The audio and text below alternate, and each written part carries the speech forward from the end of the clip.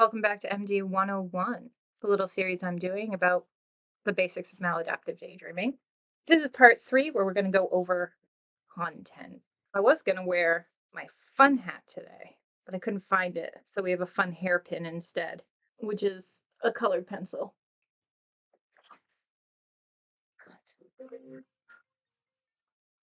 What?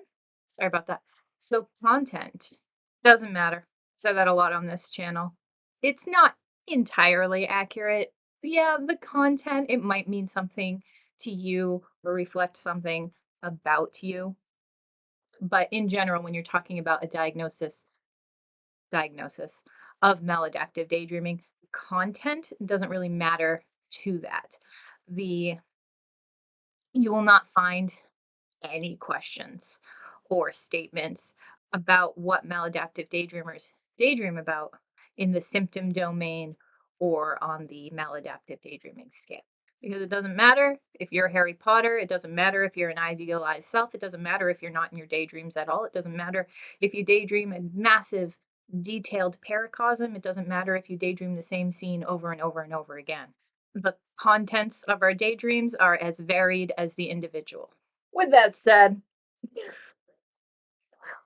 there are some differences in common themes. Now, a lot of the I lost my I lost my whiteboard pen. Hang on. Found it. It was upstairs on my kitchen table. I went up there to take the phone call and I had it in my hand. Anyway, um, what were we talking about? Right. I shouldn't record with my phone around. A lot of what makes maladaptive or immersive daydreams different from normal daydreams is more the nature of them. They're deeper, whereas normal daydreams are a lot more fleeting. They also tend to be more rooted in reality, whereas maladaptive daydreams tend to be more fantastical. Oh, don't run out. So we're not going to dwell too much on the differences. That's basically it. If you're a maladaptive daydreamer, you likely have normal daydreams anyway. Many report that they have both. So we're just going to go right into common themes for maladaptive daydreamers. So again, I'm going to be saying a bunch of numbers that I don't want you to think I'm just making up. So all of this is coming from Bickelson, Lehrfeld, Jopp, and Somer. I forget Somer. 2016 evidence for an underreported mental illness. Maladaptive daydreaming, evidence for an under-researched mental health disorder. Whoa, that was rough. So go ahead and guess what the most common theme among maladaptive daydreamers is. The most common reported one, anyway. This paper asked maladaptive daydreamers to sort of categorize their main theme. So keep that in mind. This is just sort of the umbrella that the maladaptive daydreamers interviewed are throwing their main theme under. But if we include a secondary and tertiary themes, these numbers might change. Why, no, it is not inserting yourself into fictional worlds. It's actually celebrity. Being a celebrity, hanging with a celebrity, being the romantic interest of a celebrity. Celebrity. 37% of the sample of maladaptive daydreamers said that that was, sort of the umbrella term that their main theme would fall under. 4% of normal daydreamers said that. 4. Just to round out the top 3, the next 2 were a tie, actually. It was romantic or sexual relationships and daydreaming about an idealized self. Those were both at 34% for maladaptive daydreamers. For normal daydreamers, if you're interested in the comparison, the idealized self, again, was only sitting at 4%, but the romantic one jumps all the way to 14%. The most common daydreams for normal daydreamers was actually wish fulfillment and real life scenarios, having conversations with people at work and things like that at 34 and 39%. So just for comparison. So, I mean, yeah, I do say that the contents don't matter. I say that a lot. They don't matter to a diagnosis of maladaptive daydreaming, but there are differences, quantifiable differences. Another thing, just before we move on, while we're still on contents, is The persistence. When we were talking about the definition of MD, a thing that came up was that it's recurrent. It's chronic. It's a thing that keeps coming back and back and back. I just wanted to mention that that doesn't always mean the same daydream is coming back and back and back. There are people who will stay in one single daydream or paracosm or world, whatever you want to call it, for years, maybe the entirety of their lives. There are other people who will swap them out very rapidly. There are people who won't daydream the same thing twice in a row. Once that plot is finished, they move on to the next plot, the next set of characters in some totally different setting. Again, just like what the actual content is, what the theme is, it's as varied as the individual, and it doesn't mean that something is or is not maladaptive daydreaming. You're gonna have to look for your clues elsewhere. That leads us nicely into experience, how you experience the daydreams. Because this comes up a lot. People ask, if I don't daydream about a massive detailed paracosm, am I still a maladaptive daydreamer? Like I just said, I probably should have waited until we were here to say it, but I already said it. Yes, you might be. It doesn't tell you if you're a maladaptive daydreamer or not. Neither does the main theme of your daydream.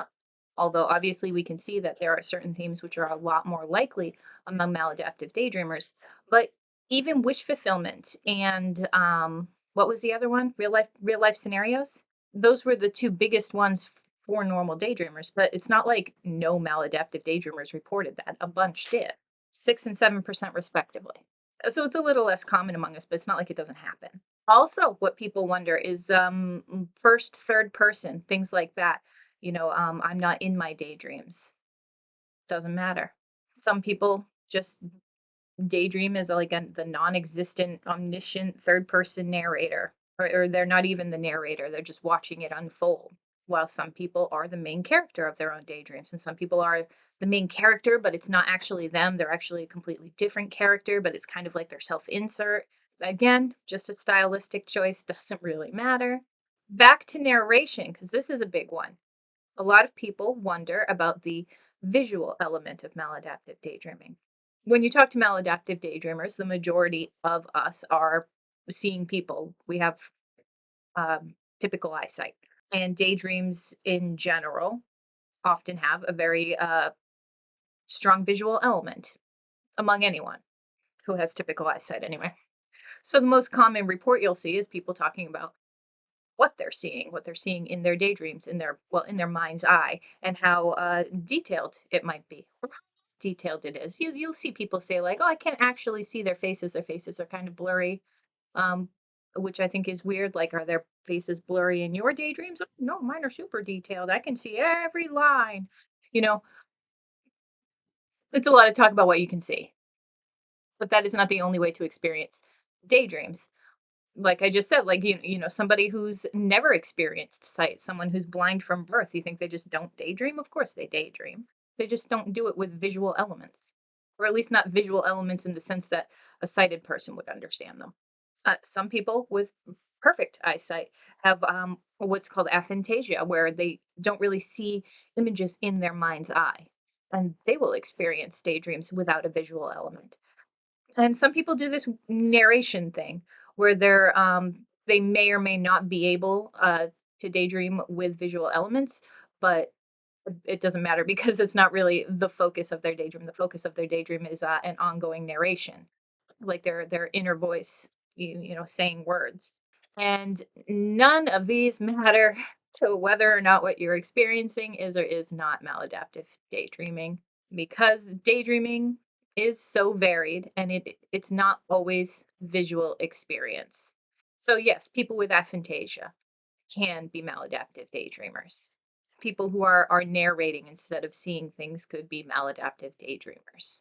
What matters to the experience is that however you are daydreaming and whatever you are daydreaming about, it is absorptive. You are immersed in it. It has some sense of vividness or lucidity or affect.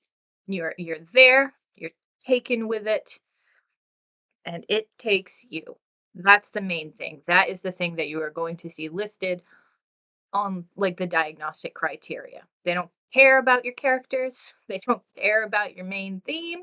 You might That might be fun to talk about in therapy to, really get to the nitty-gritty of what might be the root cause of your daydreaming, but it's not going to tell you if that daydreaming is of the immersive or maladaptive variety. There was another paper about personality traits in maladaptive daydreaming that actually, talked about that a little bit. They looked at some key personality types and then looked at the main theme of their daydreaming and to see if there was any pattern there. And they did find one. Individuals who had a sense of grandiosity about them. Their daydreams were more focused on wish fulfillment. People with the separation insecurity, I think they called it. Separation, separation anxious. I'll link the paper below. You can look it up yourself. But they daydreamed about relationships, fulfilling relationships mostly. Uh, there's some other papers that touch on contents of daydreams. I'll try to find them all and link them all below for you. But uh, this is just 101, so we're not gonna cover all of them. Last one we're gonna cover is negative daydreams because I think this one gets a little bit misunderstood. Negative daydreams are very common among maladaptive daydreamers. Um, well, negative themes in daydreams anyway. Death, violence, revenge. Uh, Almost 20% of maladaptive daydreamers report these as their main themes. Once you get into secondary and tertiary, I bet a lot of those other people are going to fall into like this is a major theme, not the main theme, at least a major theme of my daydreams. Don't have a number on that, but come on. It's super common is the point. And these daydreams can be absolutely horrible. But they are filled with, I mean, trigger warning, I'm about to say a bunch of words. They're filled with assault, sexual assault, abuse, child abuse, torture, neglect, war, battles and fights and gouging each other's eyes out, like really nasty stuff. Not just of the physical kind. These can also be uh, deeply emotional, characters playing mind games with each other, mentally and emotionally torturing one another, their peers, their children, their enemies. Sometimes you or the character who represents you in your daydreams will be the perpetrator, sometimes the victim. Um, Sometimes, if you're a third person daydreamer, you're not involved in any of the violence. It's your character on character violence, but you're the mind creating it. You're the orchestrator, for lack of a better word. But here's the thing about these daydreams is we still like them. They're horrible, they're violent. You would not condone these things in real life. You're not interested in these things in real life. You would never actually torture somebody, and you don't want someone to torture you. And maybe watching your character go through this is actually bringing you to tears. You're sitting there in your bed, sobbing and sobbing because of what this character is going through. But you keep going back to it because part of you really loves it. And that's not weird. That is not weird at all. The negative daydreams are not typically intrusive style daydreams. They are the paper Parallel Lives is the one that I'm mostly pulling from for this. Touches on it, and they call it hedonic reversal. And it is sort of the same mental mechanism. I am sorry for that sound in the background, by the way. I'm in my basement. There's nothing I can do about it. Anyway, it's the same mechanism that lets you love horror movies. I love horror movies. The same mechanism that lets you like enjoy roller coasters and spicy food. It's weird. It's all like wrapped up in the same thing. Um, because it's your mind. You're actually really safe from all these things that are happening, mentally and emotionally too. Like, they might be difficult to watch, you're sitting up all night crying, but you're not actually going to, traumatize yourself from these. Your own mind doesn't do that to you. And a lot of people don't really talk about the violent ones, and I can understand why. Like, I mean, why would you why would you bring that up? So, yeah, you might not see this topic get brought up as much as other, themes and plot lines of a maladaptive daydreamer's, fantasies, but it is really common. And does not it doesn't really mean anything about the daydreamer. I'm sure it does. If you want to go to therapy, like it might mean something. Maybe you're processing your own trauma. Maybe it's a revenge type fantasy. Maybe it's a power type fantasy. Maybe if you're the victim, it's a vulnerability type thing. You need to experience that through your fantasies, or want to be saved from something, or who knows? Who knows? You can talk about that in therapy. The point is, it's much more likely that the reason for it is something like that, rather than the reason being, oh, I'm actually really into this and I'm a violent person. You're really not likely to be a very violent person, at least not any more than is typical. There is also another sort of type of violent daydreams that I don't have anything to back me up on this. I just know that it happens to me and I know that it happens to other maladaptive daydreamers. I call them intrusive daydreams because I don't have anything else to call them. But just to touch on that, my theory is that if a maladaptive daydreamer gets like an intrusive thought, because they are already really good at daydreaming, that intrusive thought can turn into a more drawn out, actually distressing daydream, not a hedonic reversal daydream, an actually distressing one. Those may pop up in maladaptive daydreamers from time to time, especially in people that might be prone to intrusive style thinking. But that is not what typical maladaptive daydreams look like.